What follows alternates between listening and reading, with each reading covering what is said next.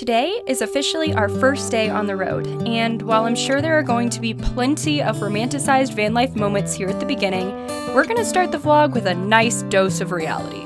Finding available and free camping spots is not a walk in the park. 3 is available? Okay, so let's not pick the first one we see. Why not? If we don't, we might not get any. Wiser words had never been spoken, but of course I had to learn the hard way. Please, no one park in 3. Please. We drove all the way up the road, and I'm worried that the last campsite, because all of them have been full, I'm worried the last campsite. That was fast through that pothole. Slash Grand Canyon in the road. It's open. Number 3.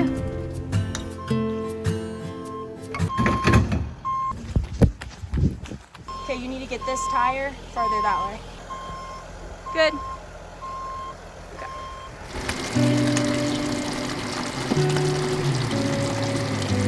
Adjusting to cooking together in a small space is tricky and ungraceful, but we managed to make something more than edible, and we took some time to eat dinner together in front of our new TV.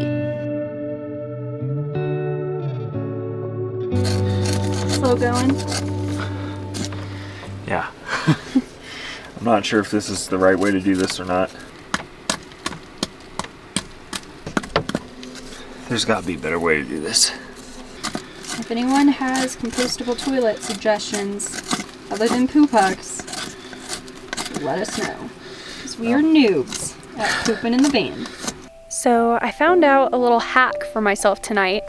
I realized that if I put my phone on a time lapse, I won't touch it for hours. So whenever you guys see a really beautiful time lapse, I probably filmed it with my iPhone because it was me trying to not use my phone. I've never felt more in the right place than I do right now. And I realized that this is the first night in the van, other than last night, which we spent in a Walmart parking lot, so I don't really count that. This is the first night in nature in the van. I had a lot of thoughts swirling around in my brain before leaving for this full-time van life adventure when we don't necessarily have an end date for when we need to get off the road. I had a lot of thoughts swirling around like, is this what you should be doing? Are you going to be able to make your business work? Are you going to be successful? How long can you make it happen? And now up here, I feel a flood of thoughts, but in the opposite way. It's actually all positive. I feel like I'm gonna make this work. I'm gonna make this happen. I feel full. Like I can pour more when I feel full. And I realize it's just the first day of van life, like I said. And for my extended solo van life adventures, and then also my adventure with my sister, there was a honeymoon period before things got hard. Van life has a lot of high highs and a lot of low lows. But in a way, I kind of feel like I sync up with that rhythm a little bit. It's that I'm living in an area that has all of the things that fill me constantly. And so it just takes a lot longer before I feel burnt out. The little inconveniences of this lifestyle, like constantly rationing water or pooping in buckets, they somehow don't ruin the experience for me. In a way, the grunt work becomes its own meditative process, a time for me to think, to dream a little, to attempt to plan the rest of my life until I give up. Really, it's just time. I say just, like time isn't the most important commodity a human being can have. The morning after I filmed all of that content, I woke up to 3 missed calls from my sister at 7 a.m. and I immediately knew something was up or something was wrong because my sisters don't call me in the morning because they know that I'll be asleep. It's also not normal to have 3 missed calls instead of just 1 missed call. And she'd also called Justin.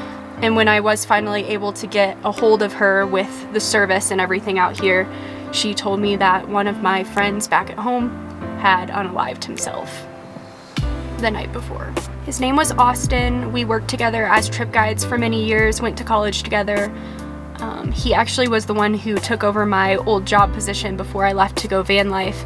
I had just talked to him a few days before the incident about the summer camps that he was running this summer. He was really excited about them. Getting that phone call and hearing what had happened to him just completely crushed my spirit. I felt so on cloud 9 the first night of our van life, just running around like a crazy person and so excited to be in the mountains again. And when I heard those words, it felt like I just like plummeted. And all I really wanted to do was stay still and just think. And I told Justin, I'm like, honestly, I don't really feel like hiking or climbing. I kind of just want to be at home, and home is the van, so I just want to park and be here and just exist for a little bit. And so we did that, and he actually set up his hammock outside the van and did some reading, kind of giving me some space just to cry and grieve and just remember him. As per usual, my work is always there for me in good times and bad, so I found myself diving into that, just trying to get my mind off of it all, but of course it didn't really work. Justin did get me to go on a hike, and even though I didn't feel like talking to the camera or acknowledging what had happened to the camera, I did take some shots of just the beauty of the mountains. The outdoors was one of Austin's favorite places. It was where he really thrived and where he came alive and where he smiled and laughed, and I mean, just such a goober in the outdoors. Like whenever I was trip guiding with him, half the time I was rolling my eyes and half the time I was laughing. Was a pretty accurate description of guiding trips with him. And I know that most of you don't know him, maybe except for a few friends that watch this channel, but I did just want to put a few of my favorite memories with him from over the years of trip guiding. We don't really have the best can opener. How's it going, Bringer? It's so You're doing good. Just hang in there. A little longer. Hello! Whoa! That's awesome. So neat. It's like delayed like 2 seconds. Yeah, I love it.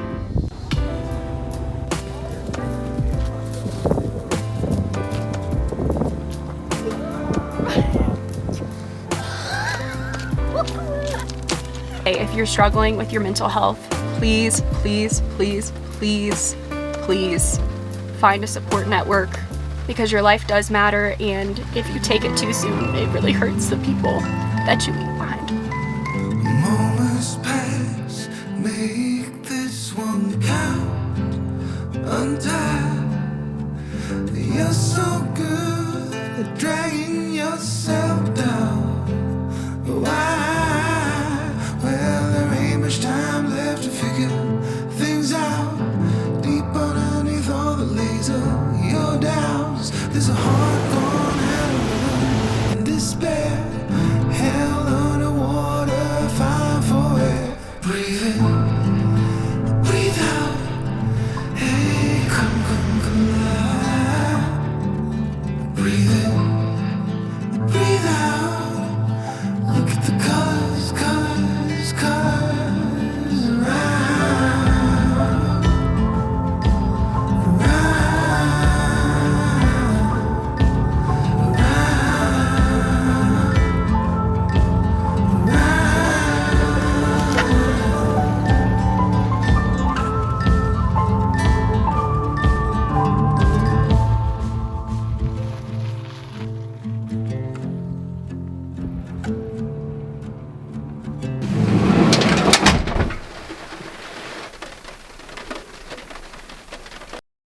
Hey, bud.